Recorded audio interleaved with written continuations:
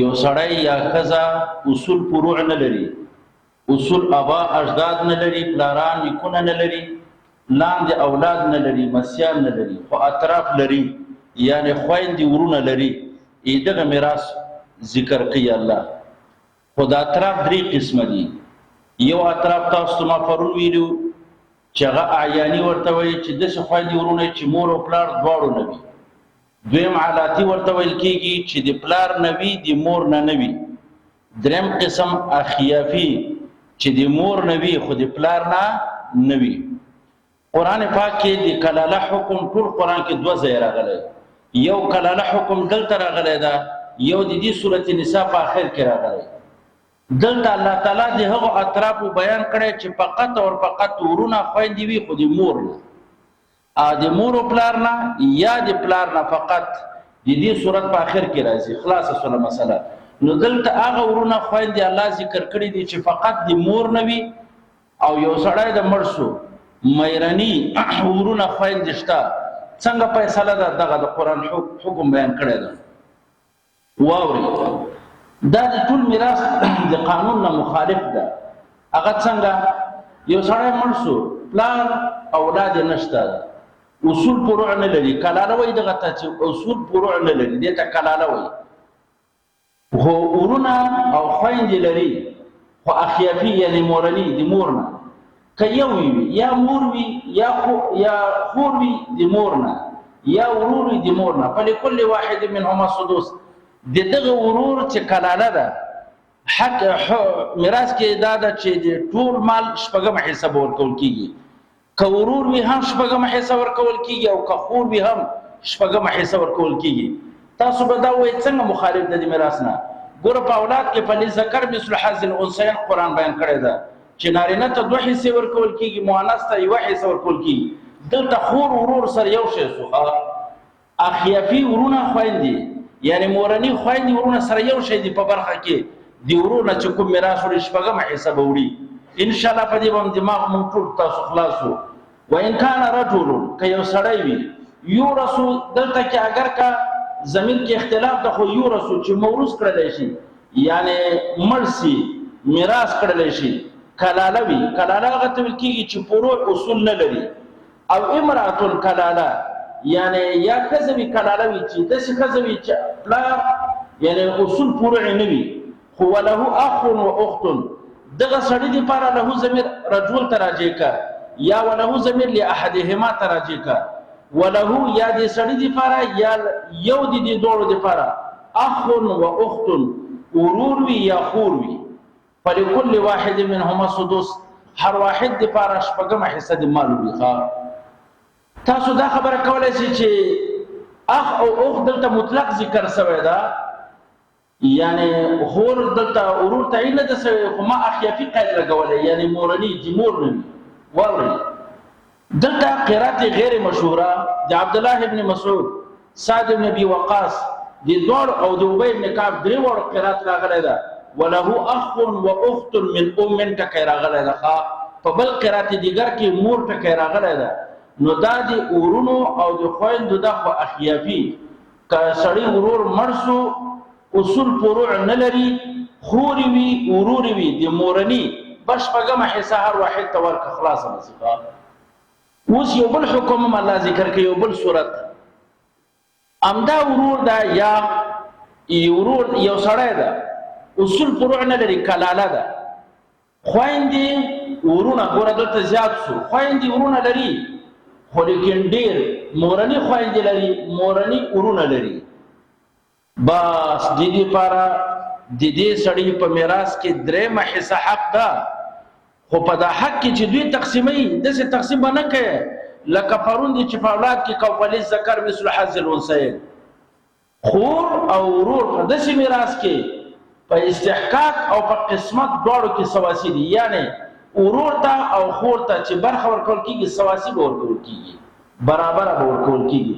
دا قانون ته نشي نافذ کولی لکه قرآن پاک چې مخکې ویلي فللذکر مثل حظ الانثیین، هغه قانون دلته نه ده. دلته په قسمت او په استحقاق کې سره سواسی دي، برابر دي. انشاءالله پوه شولې. یو سړی مړ شو، مور او پلار یې نشته ده، اولاد یې نشته ده، خويندې ورونه شته ده، مورني خويندې ورونه شته ده، دوی به درېیمه حصه مال راواخلي دي ورونه، سواسي به سره تقسیم کړي، بس دغه یې میراث ده. الله وایي فإن کانوا که چېرته وي دا ورونه او خویندې اکثر من ذلک زیات له یوونه. ګوره دلته کې یوونه چې زیاتې خطبه دي، ما تاسو ته په میراث کې یو قانون ښودلی و چې په میراث کې حکم الاثنین حکم الجماعه، دو ته حکم د جماعت موږ ورکوو. په میراث کې دا قاعده ده چې دو باندې حکم د جماعت کېږي. فإن کانوا اکثر من ذلک د دې نه زیات دي دیونه فهم شرکا فی الثلث، دوی شریکان دي په درېیمه حصه د مال کې، دوی په برابر دي په استحقاق او په قسمت دواړو کې. مال درېیمه به راواخلي، خور او ورور به سره تقسیم کړي برابر، داسې نه چې ورور ته زیاته ورکړي او خور ته کم ورکړي. الله وایي من بعد وصیة یوصی بها او دین، همغه مسله ده وروسته د وصیت نه یوصی چې وصیت کړلی شي په دې وصیت باندې، او دین او بعد اداء دین، دا ټولې مسلې به قرضه مخکې لنډېږي او وصیت به مخکې لنډېږي. دلته الله تعالی یو قید ولګو، غیر مضار وصیة من الله. دې صورت کې الله یو قید داسې ولګو، مړي ته الله تعالی وایي ته خو اوس مړ کېږي، په حال د کون دي د مړي کې غیر مضار، دی به ضرر دهنده نه وي، ضرر ورکوونکی به نه وي، چاته به ضرر نه ورکوي دا مړی. وصیة من الله، الله وصیت کړی ده، یعنی وصیت ته د من الله د خدای طرف نه چې مړی به چاته ضرر نه رسوي. اوس به تاسو وایئ چې مړی څنګه وصیت ضرر رسوي؟ ګوره تاسو ته ما ویلو چې په مرض موت کې یو سړی ګرفتار شي چې په دې مرض کې مړ کېږي، دی چې څومره وصیت کوي، وصیت یې په څومره مال کې نافظ ده وایه؟ په درېیمه حصه کې. نو که دی د درېیمې حصې نه زیات وصیت کوي، دا سړی ضرر رسوونکی دا ورسوه. یوه خبره لاړه. یا په دروغو باندې اقرار کې په ځان باندې چې فلاني په ما باندې قرضه ده، دوست یې ده، ملګری ده، انډیوال یې ده، ورسونه مال ختموي او اقاربو ته یې ورکوي، بل چاته په دروغو وصیت کې فلاني را باندې قرضه ده. یا په دروغو دا وایي چې د ښځې مهر را باندې پاتې ده. زما په خبره پوهېږي؟ نو الله وایي غیر مضارین، په حال د کون دي د مړي کې دی به چاته ضرر نه رسي. تاسو داسې یو شبهه کولی شئ، په کار دا ده الله تبارک وتعالی دا ټکی هغه اول لګولی وی، ځکه چې دا مړي اول اولادونو کې هم په کار دا ټکی لګېدلی، خو په داخل کې چې مورني خویندې ورور سره ولې الله دا ټکی ولګو؟ وجه دا ده چې اولاد کې شفقت وي، اولاد کې څوک ډېر ضرر نه رسوي اولاد ته، خو دا ورونو ته یې رسوي. الله تبارک وتعالی ویلي چې یو وری د ورونه ورثه سو که نه، او دا تا ته د مور د وجې نه نږدې دي، دا خیفي ورونه خو د مور د وجې نه نږدې دي، مور خو ډېره مهربانه وي. وی ګوره چې دې ورونو ته په کمه سترګه ونه ګورې، دیو ته ضرر ونه رسوي، دې سره خو د محبت کم وي، دې ته به ضرر نه رسوي. دلته کې الله ته کله کله دا وصیت کې الله حکم وکړ چې وصیت کې به ضرر نه رسېږي. ګورې لږ خبرې ته غوږ شئ. وصیت کله کله فرض وي، فرض، خو موږ مسلمانان په دې نه پوهېږي. یو سړی نه منځونه قضا سوي دي په وخت د ذوالقدر کې، په دې سړي باندې هېڅ شی فرض نه دي، دا فرض ده چې وصیت په ورثو ته وکړي چې ما دومره منځونه قضا کړي دي، ما نه فدیه لنډه کوي. اوس راسه فدیه یې لنډه کړله، ته د څه شي عذاب د مانځه د عذاب نه د دغه امر نه ته خلاص ولې چې تا باندې دا فرض و دلته واجب و چې ته دا وصیت وکړي. یعنې که چېرته تا دا وصیت نه وی کړی، خو په دې باندې مؤاخذه د الله راتلله، په منځونو د مؤاخذه راغلله، په دغه وخت کې مړي ته وایي چې زه نور خو دې ډېرې نارواوې کړي، د ذوالقدر وخت کې خو ته اوس دا خامخا وصیت کوې چې ورثو ته وایي چې د ما د منظور نه فدیه ورکړه. که دا امر دې ونه کړه، یو بل فرض دې پرېښودل، یو بل واجب دې پرېښودل. زما په خبره پوه شوې؟ په حقوق العباد کې، په حقوق الله کې وصیت واجب او فرض ده. مثلا سړی مالدار ده، زکات پیژني هم نه، ایله چې ذوالقدر سکرات الموت راغله کنه، ایله ورته پاتې شو چې هغه ملا خبره کوله ولا زکات کوم حق شی ده. اوس به دی حکم کوي چې ما نه 10 کاله زکات پاتې ده، دا ورکړي. په عباداتو مالیو کې بیا داسې دا واجب ده چې دی به یې کوي. ورثه باندې دا فرض چې بیا به زکات د مال لسو کلو ورکوي. بیا په ورثه هم دا فرض ده چې مونږ ورته وصیت کړو چې مونږ کې مانه منځونه پاتې دي فدیه ورکوي. دیو په دې مانځه فدیه د څه مونږ شپږ منځونه لرو ښا وی تر خپل مستقل مونږ ده 5 منځونه نه دي شپږ منځونه فدیه به ورکول کیږي او د هر منځه فدیه دومره ده لکه د روزي چې څومره سرسایه ده. اوس راسه کدی سړی وصیت ونکړه او مړ شو چې ته 2000 کرته ورځنی فدیه لنډه کې کنه الله تعالی نه معاف کوي. دا د خدای مشیت ته حواله ده د خدای اراده ته حواله ده. که د خدای خوښه سوله عذاب ورکړي که خدای خوښه ثواب ورکړي. ایمانو تاسو اکثر خیراتونه هم دغه ترغلي دي ښا عادي پلار می مړ کېږي وصیت نه راته کوي دا بچان به وږي چې خدای دې دوی یو نه پاتې کوي ښا دا چې بیا وصیت نه کوي دا بیا وږي کېږي او دوی بیا څولې کې خیراتونه څه کوي غټ او بیا خیراتونه څنګه دي مولا مالدار را غواړي ملک را غواړي وکیل را غواړي غریب چې په څنګ کې ورسره هغه ته غږ نه کوي ښا ته خدای دا خدای قبلې تاسو خپل قضا سزا یعنی دا وصیت او حرکت مال نه ده یو رسم رواج نه ده او ته وایې چې دا ورثه بیا کومې صدقې پسې کوي چې کله ژوندی دي 2 روپۍ نه وي ښا خو چې کله مړ شي بیا ماشاءالله بیا واجب الله واطوب له وایي کني وایي غره غونته سړی ښا او زړه کې چې شکر ده چې سره خلاص شلو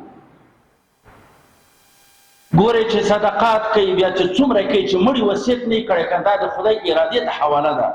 کله الله خوښه عذاب ورکړي او کله خدای خوښه نجات ورکړي دای مکلف دی باندې چې دا وکړي. دی پانتون استاد ده په درغلي باندې حرام خورلی غلط منصب یې کړی ده حرام یې خورلی دي بیت المال په خدای قسم ده چې بیت المال خوړلې وي چې وصیت ونه کی چې دا ټول پانتون ورته په صدقه کې چې بیا یې الله معاف نه کړي.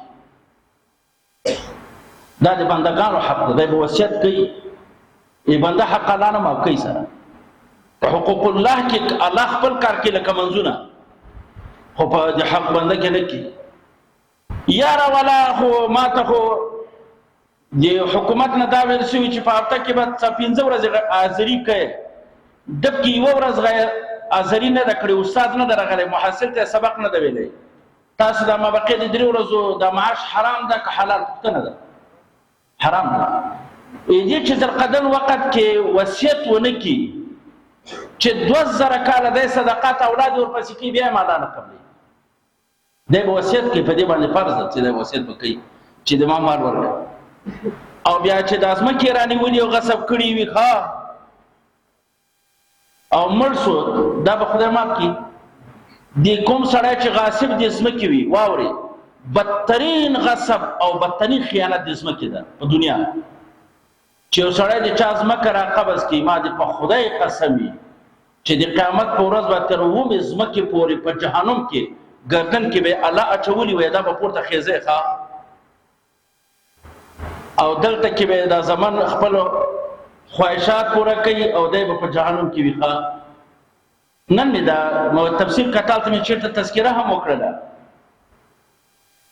وای که یو سړی ټول دنیا اولاد د پاره راجمع کی ما په خبره سوچ وکړي ټول دنیا راجمع کزمه کې تعمیرونه په خدای قسم یو ورځ به داسې راځي چې دغه اولاد چې د ټول دنیا د ورته راجمع کړي دا به درنه تښتي یوم یفر المرء من اخیه وامه وامر ده دا باندې تاسو یقین چې ورځ به داسې راځي چې تښتي به نه کبره تښتي د پلار نه چې د حلال حرام راجمع کړي دي. خو که یو بچي یو پلار ولګي د بچي قران سره جوړه وکړه قران سره تعلق پیدا کړ په خدای قسم د قیامت سره ورځ را روانه ده چې خلک به تختی دی به ورپسې منډي وي چې پلار ته نجات ورکړي. زما په خبره ان شاء الله پوه شئ چې کوم او پلارانو د خپل اولادونو تعلق قران سره پیدا کړي یو ورځ به داسې راځي خلک به تختی د پلارانو نه او دی به پلار مور پسې منډي وي نجات کې به کوي. او که دغه دنیا کې د غصبونه ورته کړي بنگلې ورته جوړه کړي وي ولا یو ورځ به داسې راځي چې تا به په میدان کې ورته پرېږدي د خدای قهر او غضب ته به دې پرېږدي او دی به درنه ځي. نو دا خبره مې د وصیت پورې کړه کله کله وصیت فرض وي کله وصیت مباح وي نه مستحب به کوم کله وصیت مستحب دی چې یو سړی وصیت کوي په درېمه حصه د مال کې خو شرط دا وي چې ورثه اغنیا وي مالداران وي ان شاء الله ما په خبره پوه شئ په درېمه حصه وصیت وکړي خو شرط پیدا وي ها چې ورثه به مالداران وي دا وصیت مکروه ده چې په درېمه حصه د مال کې وصیت کوي دا درته جایز به خو اوس مکروه ده چې ورثه د فقرا وي ولې رسول الله وایي په کار دا ده چې ته فقرا داسې انداز خپل ورثه داسې پرېږدي چې خلکو ته لاس ونه نیسي ولې ته خلکو ته وصیتونه کوي چې مدرسې ته دومره پیسې ورکړه ملا ته دومره ورکړه ولې د خپل اقاربو ته خپله دا مال نه پرېږدي چې ته وصیتونه کوي په دې وخت کې مکروه ده وده دا ده چې مدرسې یا نور فقیرانو ته د وصیت وکړه ته خو د نام دپاره کوې دلته د خپل قریب فقیر ده که دې ورته دا مال پرېږدي دوه کېږي یو صدقه کېږي بل صله رحمي راځي او که نورو خلکو ته یې ورکړي صرف صدقه ده خو لیکن صله رحمي پکې نشته ده اخوا کله وصیت حرام وي لکه دا قرآن چې وصیته کړې ده چې د درېمې حصې نه اخوا ته وصیت کوي یا داسې وصیت کوي چې مال نشته ته وصیتونه کوي مړي ته وایي وصیت ته څنګه کوي چې مال نه لري او ته وصیتونه کوي دا اقارب مکلف کوي په داسې تکلیفونه ورکوي هغه خو خامخا نافظ کوي نو مسله مې ده کې دا چې قرآن پاک وویلې وایي مړی چې مړ کېږي په حال د کون دي د مړ کې غیر مضار چاته به تکلیف نه رسي وصیت من الله دا وصیت او امر د رب العالمین طرف نه والله علیم الله تبارک وتعالى په خپل حکم کې علیم ده خبردار ده حلیم ده الله تعالی په تاخیر د عقوبت الله تبارک وتعالى یو ټکی استعمال که حلیم ټکی استعمال که و دغه حاضر د مرض موت کې کوم سړی ده کنه حق خدا ده چې د مرض موت کې کوم سړی گرفتار ده او د بیا هم ضرر ورسو ترسي حق دا ده چې فورا مجازات شي او جزا په مقرر شي خو الله وایي زه حلیم تاخیر د عقوبت کوم له وخت پورې ته یو ځان چې ته مړ شي بیا به سره ګورو مقصد دا ده چې ته لږ راسه ماته بیا د ما قبضې ته راسه بیا به سره ګورو ان بطش ربک لشدید او زه وچاته څه نه وایم ضرر د مسلمان په ضرر باندې رب العالمین ډېر خفه کېږي ګورئ واورئ الله تبارک وتعالی په خپلو حقوقو دومره نه خفه کېږي لکه د مسلمان په ضرر باندې چې مسلمان ته تکلیف رسوي ضرر نو ضرر مسلمان ته رسول دا ګناه کبیره ده هغه هر قسم ضرر دی مال نیسي مال پټه قتل کوي هر څه چې ورته کوي دا ضرر د مسلمان ته الله تبارک وتعالی د مسلمان په تکلیف زیات خفه کېږي د دې نه چې خپل حقوق یې پرېږدي مونځ ورته پرېږده الله دومره نه پرې خفه کېږي لکه د مسلمان ځکه الانسان بنیان رب ملعون من هدم بنیان رب انسان د رب العالمین یو بنیاد ده ته دنیا کې ولګې د چا د آبادي جوړه کړې ته ورسه سیمنټ نه ګراوه چې هغه تا ته څه وایي مسلمان ته به ضرر نه رسېږي لا ضرر ولا اضرار فی الاسلام اسلام کې به هیڅ ضرر نشته ده اسلام دی امن و امان دین ده امن و امان به ورکوي تلک حدود الله علاوه دغه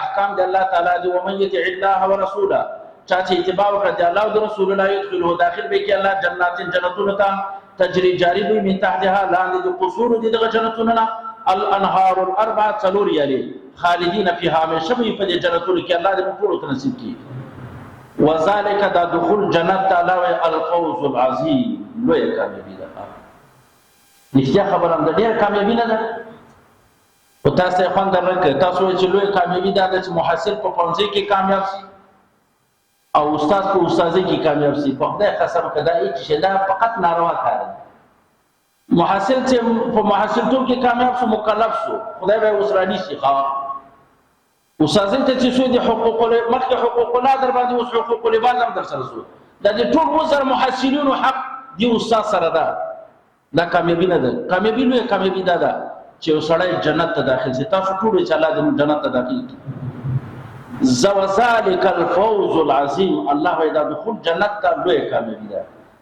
په دې نور بحث نه کوم ومن یعص الله ورسوله چا چې نافرماني وکړي د الله او د رسولنا ويتعد حدوده او تجاوز وکړي د خدای د حدودنا دا تجاوز ډیر اقسام لري، مختصر طریقې سره حدود.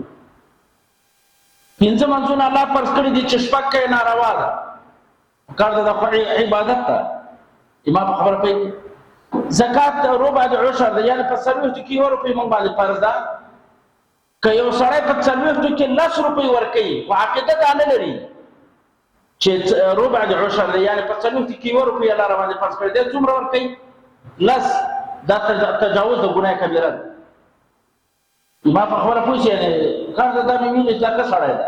نه کار باغه کوي چې الله او رسول ویلي. زمنم 10 روپۍ ورکه خو عقیده به دي دا وي چې په ما باندې په 40 کې 1 روپۍ فرض ده، دا 9 روپۍ صدقه ورکوم. هیڅ خبره نه ده، لوی کار ده. ته 10 ورکوه، په 40 کې 10 ورکوه، په 200 کې 10 ورکوه، خو عقیده دا مه ساته چې زکات په 200 کې 15 را باندې فرض ده. ګوره دا ناروا کار ده، دا تعداد د حدود الله نه، د خدای د حدود نه. ومن يتعدى حدود الله، تاسو ته چې موږ تاسو د پانتون پورې متعلق وي چې تاسو څومره درسي سبقونه درکړی، والله چې بل قراردادي ته ورکړه، دا تعداد د حدود نه. ځکه تاسو په دغه استعداد باندې پیسې درکړي، ته ولې په بدل کې قراردادي نیسئ؟ تا ته ویلي چې په دې پلانې ورځ باندې به سبق ته راځي او ته سبق ته رانغلې، دا تعداد د حدود نه، دا تجاوز د حدود نه. دا په قانون کې هم، د دنیا په قانون کې هم تعداد ده، خو د الله په قانون کې هم تعداد او تجاوز ده. یو سړی مشتر نه ده، یو سړی دکتورا نه لري، د دکتورا معاش اخلي، دا تعداد د حدود نه، دا حرام ده. یو محصل ده، مور پلار ورته پیسې ورکوي چې ته سبق وایې او د خپل غاڼې بجانې غږوي. مور پلار ورته توصیه کړې ده چې د استادانو به مني، د سبق ته نه حاضرېږي، دا تعداد د حدود نه. مور پلار ورته کړی دي چې ته کله پانتون ته داخل شې چې د پانتون څنګه حکم وو، 15 وخته منځونه به کوې، دلته چراغ او 15 وخته منځونه کې، دا تعداد د حدود نه. مور پلار او پانتون کې قانون دا ده چې پرې مرې به نه کېږي او دا یې کوي، دا تعداد د حدود نه. نو د قیامت په ورځ باندې به رب العالمین ور ته داخلي.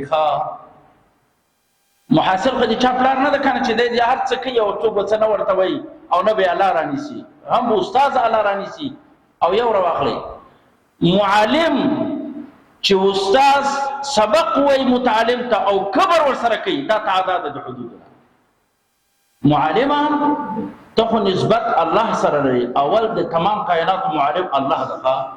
وعلمناه صنعة لبوس، حضرت داود ته تعلیم خو الله ورکړی، نو اول معلم هغه ده. بیا آدم علیه السلام ته فرشتي معلمین دي، ایتا نسبت د شو ذات سره دغه معلم. او بیا انما بعثت معلما، رسول الله معلم دنیا ته الله را لېږلی ده. نو د رسول الله چې کوم عادت وي هغه به ما سره پوهنځی کې هغه استازم کوي. په ډېر کبر او غرور مه کوئ او د کبر غرور خو تاسو ما ویلی ته یې څوک ځان ته دې کتلي دي چې څه شی کاته پورته ځان سره نقل کوو. کبر داسې سړی څنګه وکړي؟ تاسو رسول الله ته وګورئ که نه، رسول الله څومره عاجزي کوله.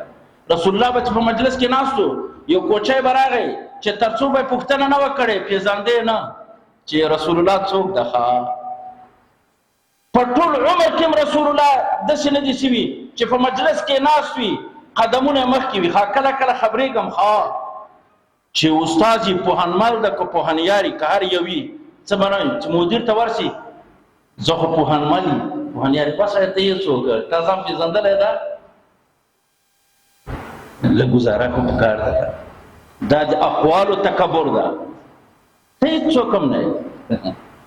رښتیا خبرې که چې رښتیا پسې شریعت راواخلو، د مسلمانۍ قانون راواخلو، ډوډۍ په خوراک پوهېږو؟ والله که پوهېږو نو ولې نه ځوروئ چې دا کومه خورو، والله که دا ډوډۍ خوراک وي. چې یو سړی او قضا حاجت باندې هم نه پوهېږو چې په قضا حاجت څنګه کېږي، مونږ ته چې الله رسول الله څنګه ښودلی ده. نو بیا په کار د پوهنوال ما ځان معرفي نه کړي چې پوهنیار یم، پوهنمل یم. ته خو دغلته د غریب ملا درته ناسته په دغه غلطۍ که رښتیا درپسې شروع وسوله بیا به تا ته پوهنیاري وښیي. ډېر احتیاط پکار ده. نو الله وایي ویتعد، چا چې الله نافرماني وکړه د رسول الله نه، ویتعد حدوده. او محصلین خو مه ده، محصلین چې کته د استادان پې ورځي، دا نه کې چې مخې ته د استاد پرېږدي. دا ډېره کمزوري ده. ګوره یو خبره ته کوم استاد د تا استاد چې د قیامت پر ورځ دا سړی معاف نه کی الله دې نسی معاف کوي مولا خبرې کنا دا د بنده حق ده یو رب الله دا استاد ستانه راضي کوي که هر قسم استاد که فاسق وي که فاجر وي که کسړی که بسړی دې در باندې خپل حق ده الله دې چا حق نه ځای کوي محاسبین خو هغه وایي چې موږ مکلف نه یو که سلام واچم کوانه چو سر به ګومنځ وي یغ نیغ بروانیم دا نشته د محاسبین سلام نه چی نو استاد سلام رفلی دي نو استاد تکینی او زه کله کله خبرېږم استادانو سره مقابله کوي نو دا علم کې ډېره خامي راځي کمزوري راځي اول به استاد راضي وي بیا به الله راضي کیږي که استاد خپوي الله نه راضي کیږي زما په خبره باندې پوه شولې نو ګوره دا ټول تعداد په حدود کې ويتعدى حدوده يدخله نارا الله وي داخل بکی الله دلره ولره خالدا فيه همیشه بکی وله عذاب مهين د لپاره عذاب دي اهانت په عذاب دي اهانت په بحثو هو نیکو او پرو یو محاسب پختنه کړي وا و د خنثی مشکل الته سبقونه دي خنثی مشکل ته اسوء الحالین من ورته وایو یعنی د امام ابو حنیفه دا د خنثی مشکل دي ته کیږي چې تفسیر او تانیث نر او کزه نه معلومیږي چې دا مذکر او مؤنث ډیر داسې نشته دا ډیر کم مخلوق دنیا کې پیدا کیږي چې د حتی ورسیږي من خپل په دې سراجي کې په دې باندې فصل په الخنثی یو خپل فصل لرو یو باب لرو په دې خنثی باندې اسوء الحالین دا نو بس کمزوري ما حساب ورته ورکول کیږي یعنی کا یو زوی راغی خنثی ور سره راغی د خزي حساب ورکول او کبه د سکیده چې محروم کېده د میراث نه محروم کوي دغه اسوء الحالین وي او دا خو دې بیان دا مستقل یو باب لري خیر ده که محاصل ته ماغی ما ته ورسې به پوښتنه وکړي بیا به ښه پوه کړم الله تعالی دې موږ تاسو ته خپله رضا نصیب کړي واخر دعوانا الحمد لله رب العالمین یا الله دا مجلس کفاره د سیئاتو وګرځوي الله زموږ ټول صغیر کبایر ګناهونه معاف کړي یا الله حکم قول فعل کې ستا رضا وي خدای موږ ټولو ته توفیق مزید نصیب کړي الله ټول حرکات سکنات اقوال افعال خدای ستا د رضا لپاره وګرځوي د مجلس ټول مقاصد شریعه موږ سره پوره وګرځوي د فتنو دور د الله جدید اصل فتنو ظالمانو موږ ټول ته نصیب کړي وصلی الله تعالی علیه